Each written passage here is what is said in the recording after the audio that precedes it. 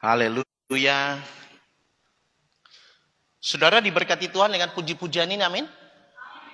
Saya sungguh merasa sesuatu yang luar biasa, saudara. Khususnya untuk hari ini, saudara. Kita boleh menikmati persekutuan yang begitu indah. Kita boleh menikmati. Saudara rasa enggak kalau Tuhan itu cinta sama kita, saudara? Ya, saya boleh merasakan dia begitu sayang, dia begitu cinta sama kita. Kita boleh menikmati, masuk dalam puji-pujian yang begitu indah, luar biasa. Ada suasana surga dalam ruangan ini. Amin. Amin. Puji nama Tuhan, saudara. Tidak terasa sebentar lagi bulan 1 kita lewati. Sekarang sudah tanggal 29. Beberapa hari lagi kita memasuki bulan Februari, saudara. Saudara, saya percaya, saudara, di antara kita pasti punya pengharapan menaruh sesuatu yang diharapkan terjadi pada tahun ini, saudara. Saya percaya semua dari kita kepingin supaya di tahun 2023 ini ada perubahan dalam hidup kita, amin. Yang setia semakin setia, yang belum punya jodoh dapat jodoh, kan gitu. Yang tidak punya pekerjaan dapat pekerjaan, yang sudah punya pekerjaan dapat penghasilan yang lebih baik, yang punya usaha-usahanya semakin besar, semakin diberkati. Saya percaya itu lumrah.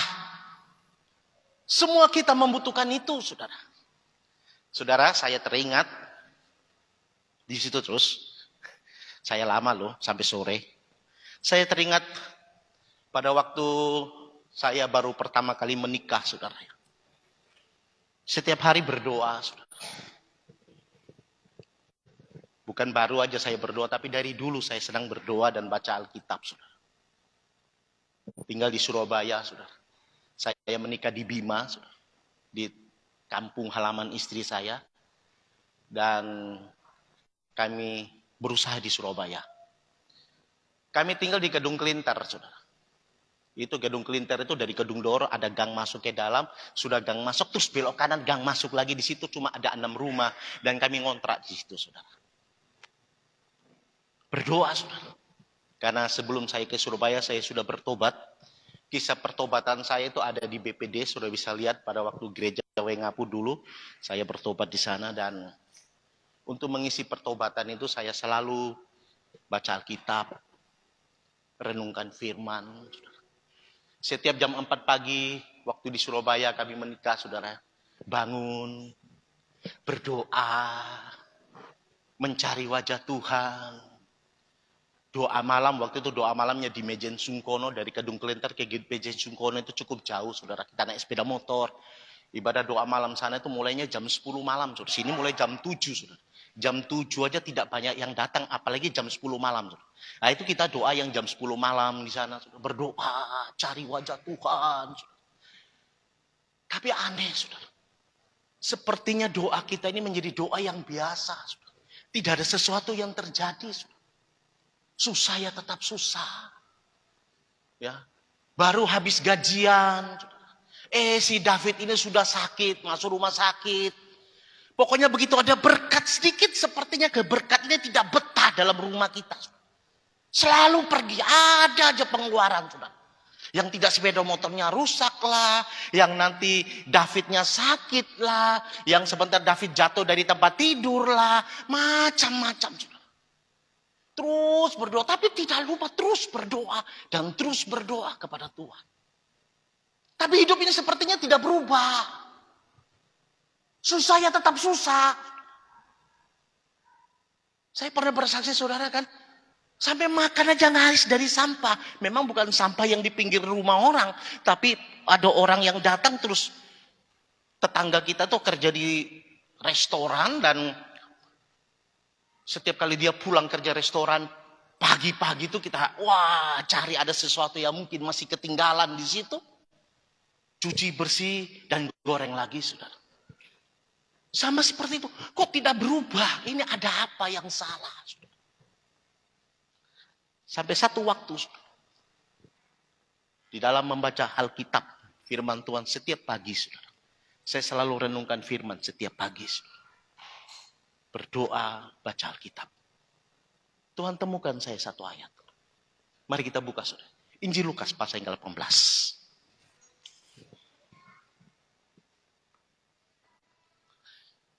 Injil Lukas pasal yang ke-18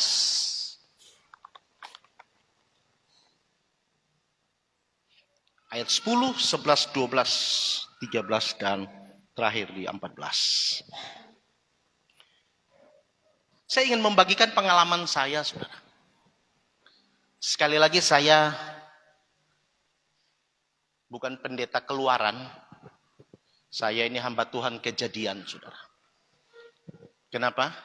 Kalau Pak Jip ini kan hamba Tuhan Keluaran. Keluaran Petamburan, keluarannya Matawai gitu kan. Itu ada tamatannya. Nah saya ini tidak sekolah, saudara ya. Hari ini saya beberapa kali saya disuruh khotbah. Itu merupakan sesuatu yang sangat menakutkan dan semua ruangan ber-AC saya berkeringat, saudara. Ya, karena saya takut. Tapi kenapa hari ini saya mau? Karena saya berpikir ada backupnya. Siapa backupnya? Ada dokter di sini. Sudah dokter, dosen lagi, saudara ya. Jadi kalau salah omong, kan nanti diperbaiki, saudara ya.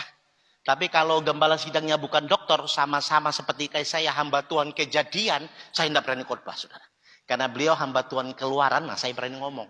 Nanti kalau salah kan diluruskan dari sini, saudara. Jadi dosanya tidak terlalu banyak-banyak gitu loh maksudnya. Oke, Lukas pasal yang ke-18. Injil Lukas pasal yang ke-18 ayat yang ke-10, saudara perhatikan, saya baca bagi saudara. Baik, ada dua orang pergi ke bait Allah untuk berdoa. Saudara. Yang seorang adalah Farisi dan yang lain pengungut cukai. 11. Orang Farisi itu berdiri dan berdoa dalam hatinya begini. Ya Allah, aku mengucap syukur kepadamu karena aku tidak seperti semua orang lain. Bukan perampok, bukan orang lalim, bukan pezina, bukan juga seperti pemungut cukai ini. Aku berpuasa 2 kali seminggu. Aku memberi 1/10 dari segala penghasilanku. 13. Tetapi pemungut cukai itu berdiri jauh-jauh. Bahkan ia tidak berani menengadah ke langit. Melainkan ia memukul diri dan berkata, Ya Allah, kasihanilah aku orang berdosa ini. 14. Aku berkata kepadamu, orang ini pulang ke rumahnya sebagai orang yang dibenarkan Allah dan orang lain itu tidak. Sebab barang siapa meninggikan diri, ia akan direndahkan dan barang siapa merendahkan diri, ia akan ditinggikan. Saudara, cerita ini berbicara tentang ada dua orang yang datang ke gereja.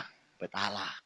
Ada dua orang datang ke gereja. Yang satu Farisi, yang satu pemungut cukai. Nah seringkali kita tidak tahu, yang penting kita ngomong Farisi. Apa sih Farisi itu? Ya, sebelum kita masuk lebih dalam, kita tahu apa sih bedanya orang Farisi sama pemungut cukai. Kalau orang Farisi, itu katanya dari bahasa Ibrani itu perus ya gitu ya Pak dosennya. Farisi itu dari bahasa Ibrani perus.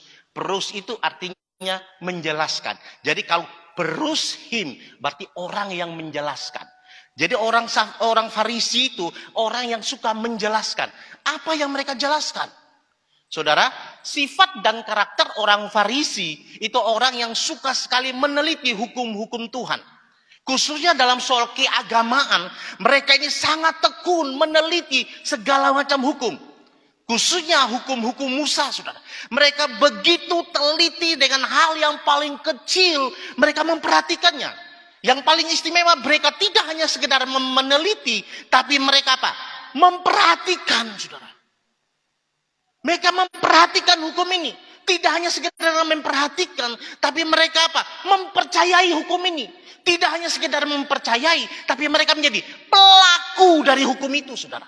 Saudara kalau baca baik-baik tadi, mulai pasal ke-10 sampai pasal yang ke-12, kita bisa tahu bagaimana perilaku atau sikap keagamaan orang Farisi. Dia bilang apa? Saya bukan siapa-siapa, saya lakukan seluruh hukum. Orang Farisi ini orang yang begitu taat kepada hukum dan mereka menjadi orang yang pelaku firman yang begitu taat. Dari ayat ini kita bisa tahu dan kita bisa pelajari, walaupun saya hamba Tuhan Kejadian, dari pembacaan ini kita tahu bahwa orang Farisi ini orang yang selalu taat akan hukum dan mereka adalah orang-orang yang melakukan hukum. Itu sebabnya dia bilang begini, aku berpuasa seminggu 2 kali. Halo, adakah di antara kita yang berpuasa 2 minggu sekali? Ya. Sudahkah kita taat bayar perpuluhan? Kalau ingat Pak. Ya kan? Kalau soal bukan perampok, bukan penzina, bukan orang lalim, mungkin kita punya itu. Tapi yang namanya berpuasa, adakah kita berpuasa seminggu 2 kali, Senin Kamis berdoa? Berpuasa? Datang doa malam saja, kadang-kadang ingat datang, tidak ingat tidak datang. Apalagi puasa. Kehidupan keagamaan orang Farisi begitu luar biasa. Kehidupan orang Farisi dalam keagamaan mereka begitu taat, saudara. Nah, beda dengan orang pemungut cukai. Pemungut cukai kita tahu. Ini adalah orang yang bekerja di pemerintahan. Mungkin kalau zaman sekarang disebut penagih pajak gitu ya. Atau mungkin bisa dikatakan debt collector begitu. Dan kenapa pemungut cukai ini disebut orang yang berdosa? Kenapa? Karena mereka bekerja dalam pemerintahan Romawi pada waktu itu, saudara. Dan pemerintahan Romawi memberi aturan perpajakan itu yang begitu ketat. Dan bangsa Israel tidak suka. Apalagi ditambah dengan pegawai pajaknya yang sewenang-wenang, saudara. Menarik pajak melebihi dari apa yang ditentukan pemerintah. Pemerintahnya aja sudah dibenci, apalagi penarik pajaknya.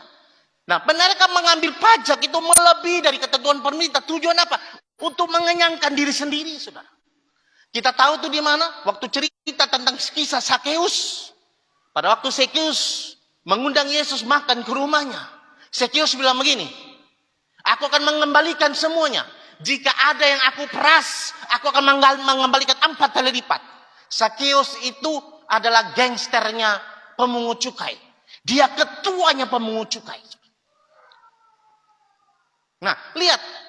Jadi ada 2 di sini yang berdoa. Satu orang Farisi, satu adalah pemungut cukai. Tidak berani menghadap ke langit. Bahkan dia memukul dirinya. Ini satu sikap penyesalan dari seorang pemungut cukai. Dia merasa orang yang tidak layak. Ada pengakuan di situ, dia ini orang berdosa.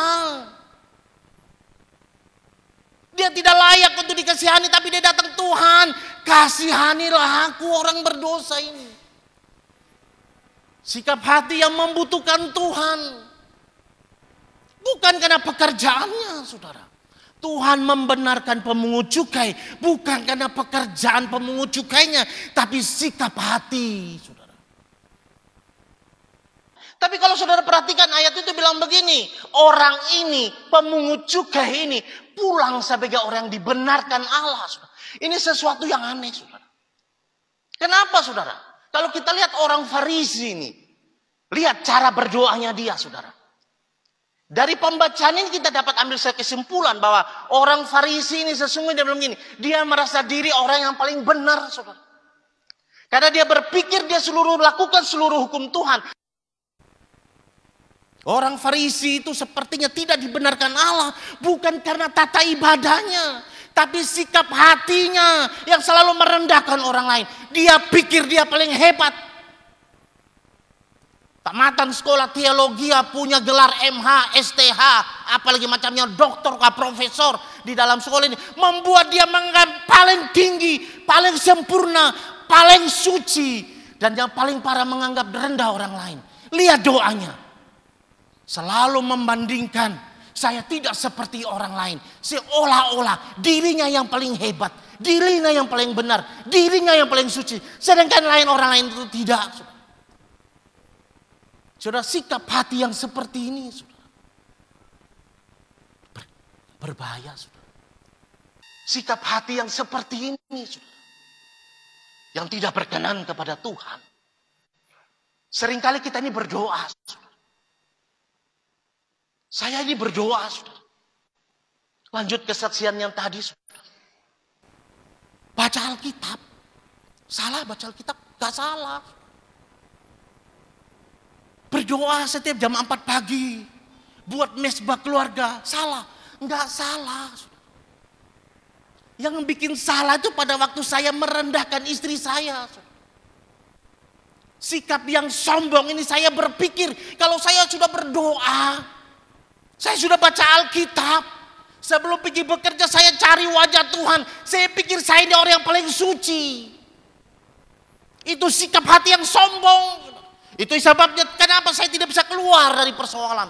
Kurang terus. Sepertinya kita ini jauh daripada Tuhan. Sepertinya berkat itu jauh daripada kita, saudara. Padahal sudah berdoa, saudara. Setelah dapat firman ini saya renungkan, saudara. Bukan Tuhan tidak berkenan atas tata cara ibadah kita, kesetiaan kita dalam ibadah. Tapi sikap hati kita yang merendahkan orang lain, itu yang Tuhan muak. Itu yang membuat Tuhan berpaling daripada kita. Itu yang membuat Tuhan tidak menjawab doa kita. Kenapa? Sombongnya kita ini loh. Saya sadar itu. Saudara bisa bayangkan saking sombongnya saya dulu. Waktu habis nikah. Setiap kali kalau ribut sama istri berpacar. Kenapa saudara? Ribut. Karena ego, karena sombong. Saya bilang sama istri saya. Lah istri saya ini kan insinyur. Sudah insinyur cum laude lagi. Nilainya di atas rata-rata. Lah saya ini cuma tamatan SMEA. SMEA-nya di Kampung Sabu lagi. Di Waingapu, saudara. Saudara SMEA sekarang itu SMK ya, betul ya? Dulu itu SMEA, sekarang SMK. SMEA. Cuma SMEA berani bilang sama tukang insinyur begini. Hei, cum laude-mu dan insinyurmu di bawah telapak kaki saya. Saudara bisa bayangkan laki yang sombong yang kayak begini nih. Sekolah aja rapot aja merah hijau aja tuh kasih karunia. Lo nilai rapotnya saya loh. Kalau saudara mau kasih tunjuk, saya sampai hari ini tidak berani kasih tunjuk sama anak saya, saudara. Nanti cucu saya tidak berani kasih. Kenapa? Hitam sama hijau itu anugerah dan belas kasihan guru. Saudara. Saya ini sampai heran, ini ibu guru, pak guru ini memangnya tidak ada tinta lain kah? Khusus rapot saya merah aja, saudara. Ya nilai rapot yang merah begini berani ngomong sama insinyur sama orang cum laude. Insinyur dan cum laude-mu di bawah telapak kaki saya. Saudara bisa bayangkan sombongnya saya. Saya mau beritahu. Orang sombong doanya mental, saudara. Kenapa? Saya berpikir saya ini berdoa. Dia anak kuliah. Menikah sebentar masih kuliah, saudara. Tiap pagi saya bangun kayak pasar masak. Dia mah masih tidur, saudara. Ya kan, saya pikir saya paling hebat. Sudah menjadi kepala rumah tangga, sudah bisa masak, bini tahu makan, kok cerewet lagi ya kan? Memangnya kau ini siapa? Insinyur tidak ada artinya bagi saya. Ini orang sombong, kenapa? Menganggap rendah orang lain, padahal dia pinter. Istri saya bilang gini, sudah miskin sombong lagi. Orang miskin jawab, biar miskin asal sombong. Itu saya, saudara. Saya tidak tahu saudara. Mungkin saudara tidak mau mengaku aja. Iya kan? Bayangkan. Setiap kali pilih, kamu ini sudah miskin. Kenapa? Sepeda motor aja masih dia punya. Saya pinjem, saudara. Oh enggak punya apa-apa, kere. Saudara. Sepeda motor aja masih dia pakai kuliah tuh, bawa kawin bawa, saudara. Kalau ribut sepeda motornya saya banting. Pada waktu saya banting, sudah miskin sombong. Orang miskin rendah hati, kau miskin sombong. Saya jawab, biar saya miskin asal saya sombong. Coba. Hei, itu tidak berkenan di hadapan Tuhan. Tidak layak di hadapan Tuhan. Seringkali kita juga begitu kan. Tanpa kita sadar, kita pikir kita paling hebat. Tanpa kita sadar, kita pikir kita paling suci. Aktif doa malam, aktif ibadah WBI, aktif dalam gereja. Kita pikir kita sudah paling hebat dan orang lain tidak ada apa-apanya. Bukan ibadahmu yang salah, sikap hatimu yang tidak berkenan di hadapan Tuhan. Saya alami itu, saudara. Semenjak saya berubah, saudara. Semenjak saya sadar, kalau sombong itu tidak berkenan di hadapan Tuhan. Sombong itu dosa yang paling besar, dosa yang tidak bisa diampuni, saudara. Kenapa? Karena orang sombong dia tidak sadar kalau dia sombong.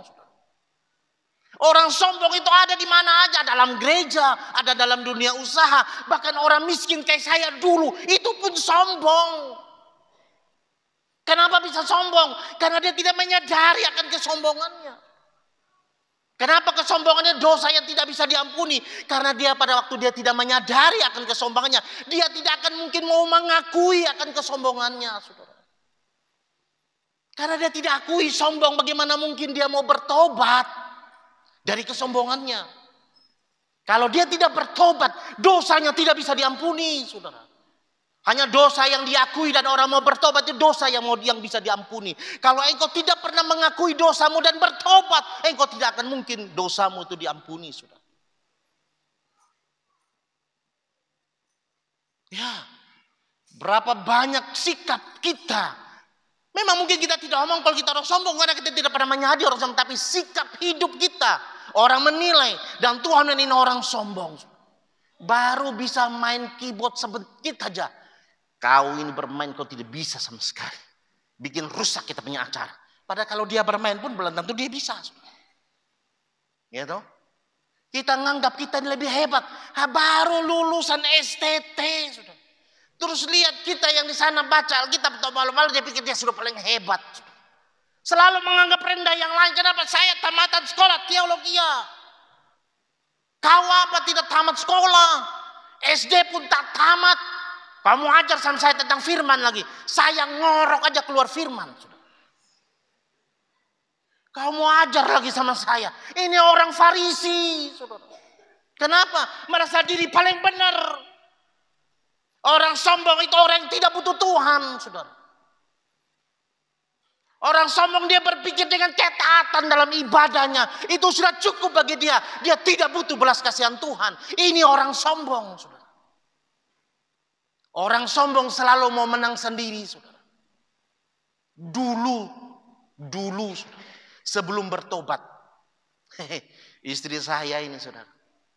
Jangankan dia benar. Dia salah aja mau benar, apalagi kalau dia benar. Saudara bisa mengerti?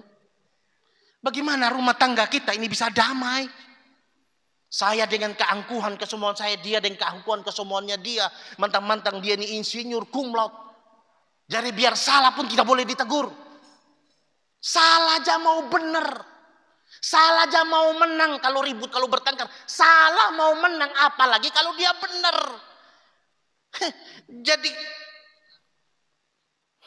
Jadi sambal terasi kita. Itu sikap kita. Makanya rumah tangga kita tidak ada damai sejahtera. Kalau cerita ujungnya ribut.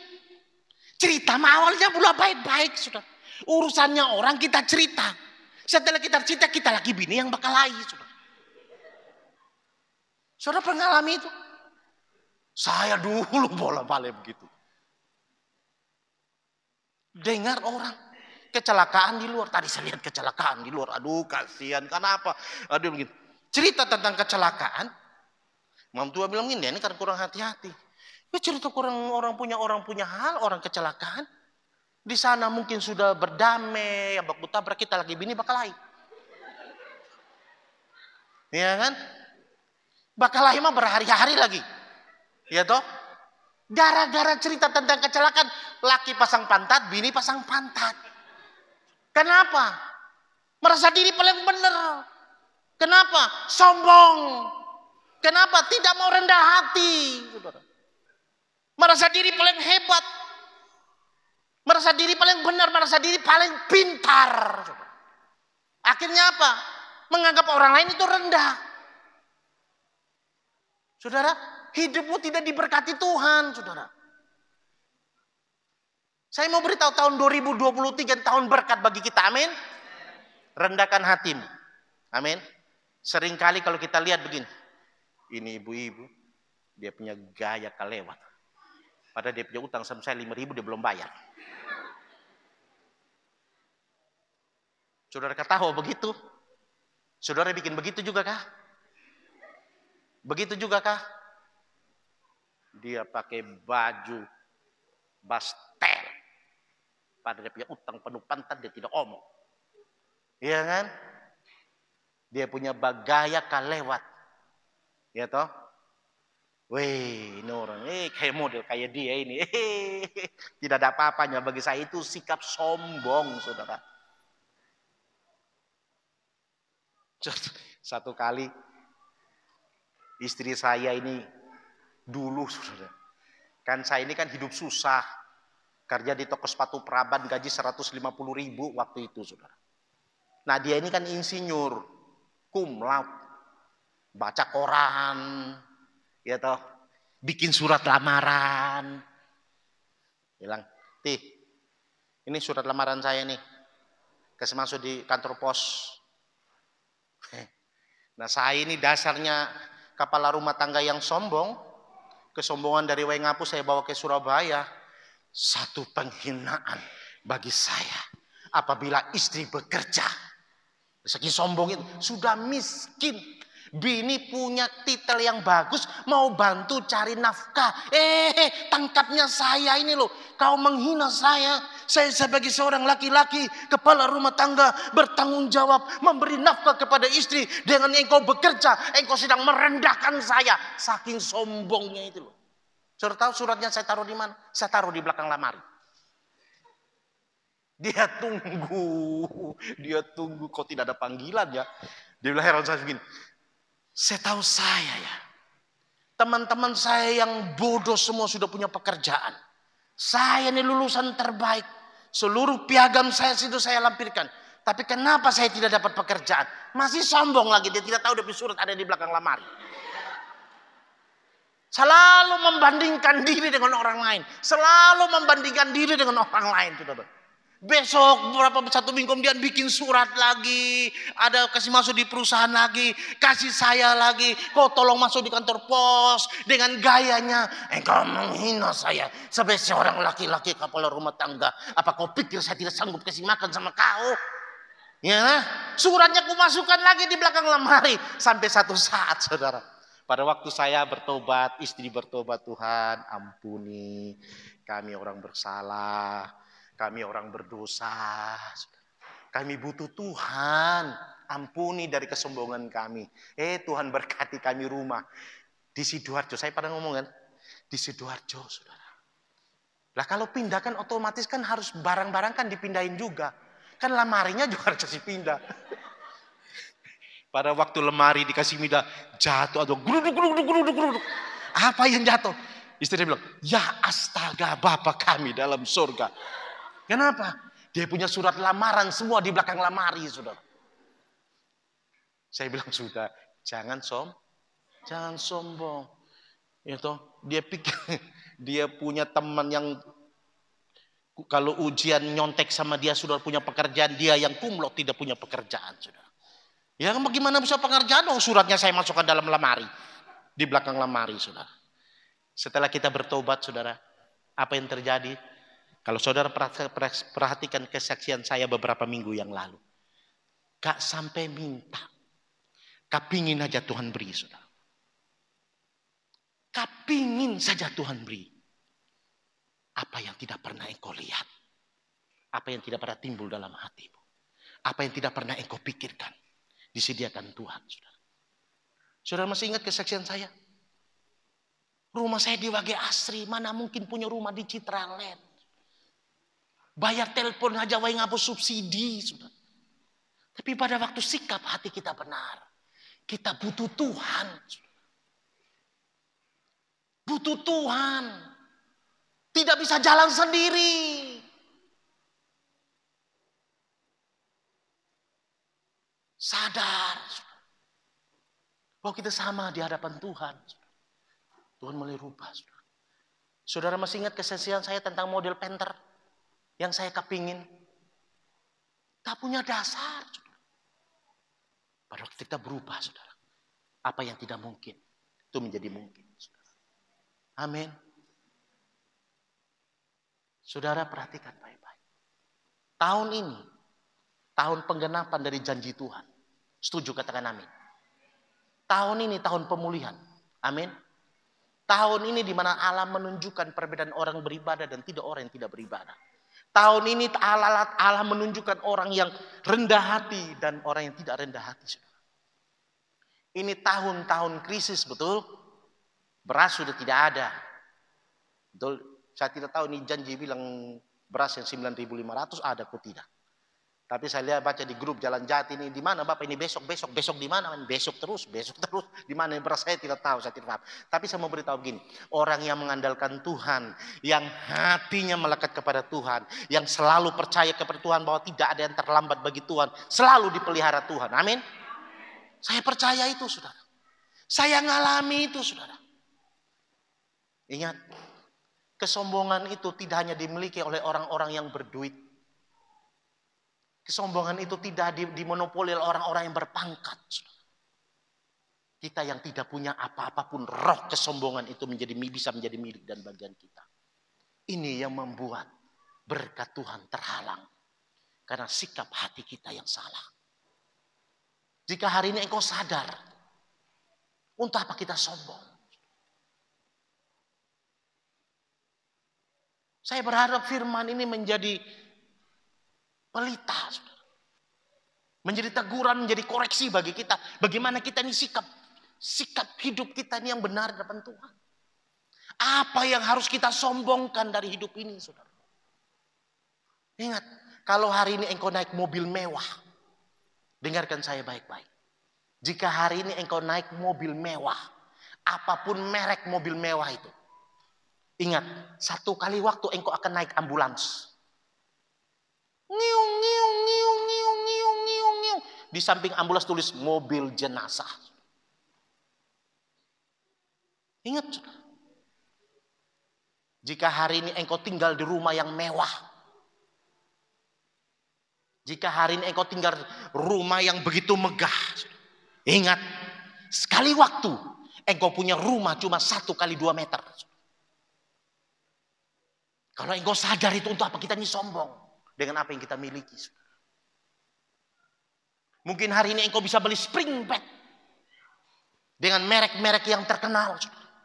Mungkin engkau tidur di atas King Coil. Mungkin engkau tidur di atas Dunlopinlo yang harganya puluhan juta. Ingat, satu kali waktu engkau akan tidur di atas papan yang busanya hanya tipis, bahkan mungkin tidak ada busanya di atas papan itu. Jika engkau sadar itu, untuk apa kita sombong?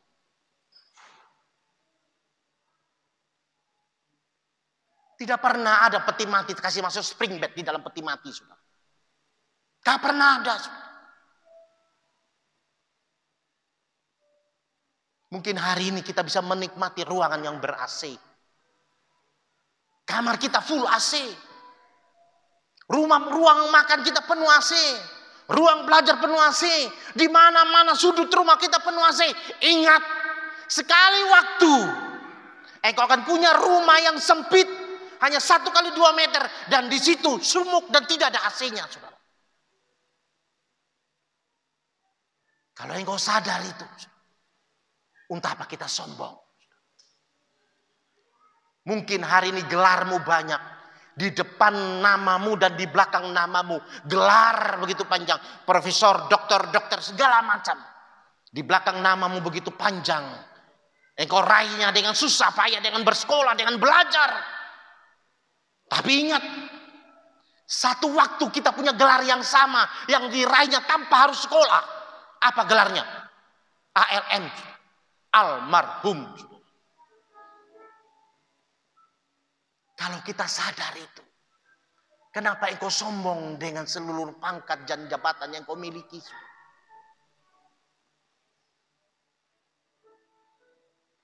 Mungkin hari ini engkau bilang engkau tidak butuh orang lain.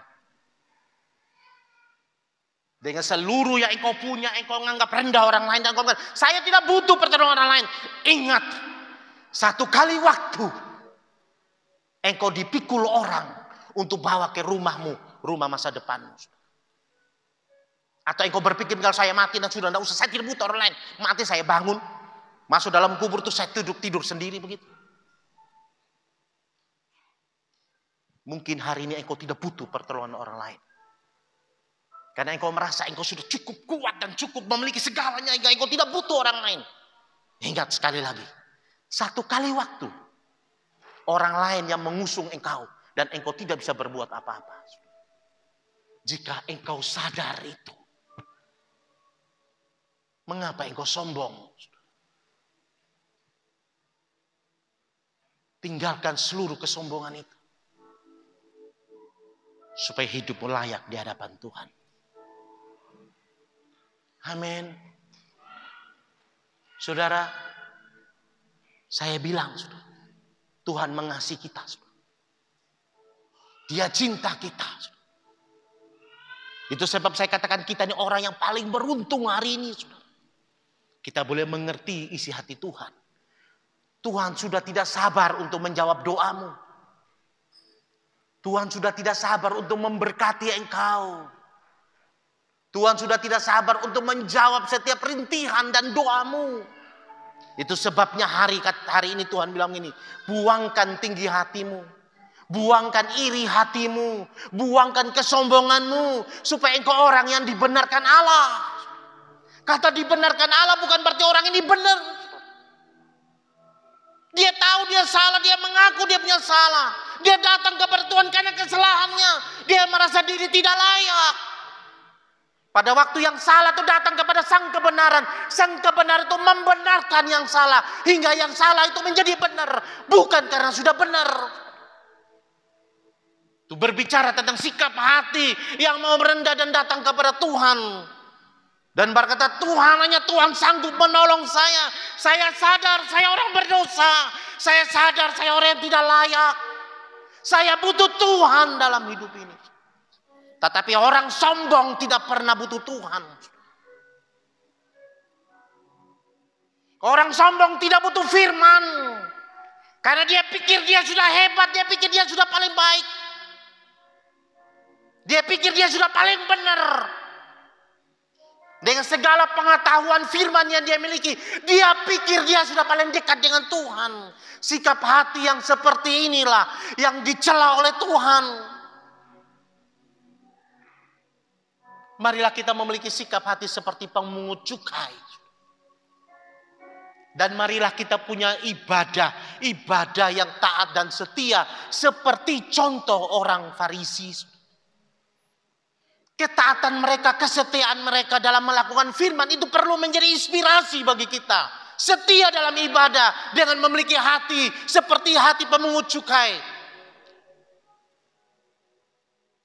Dan saya percaya, saudara, janji Tuhan digenapi dalam hidupmu. Apa yang kau gumulkan? Apa yang kau rindukan terjadi? Koreksi hatimu. Saudara. Cek hidupmu. Supaya kita layak di hadapan Tuhan. Amin.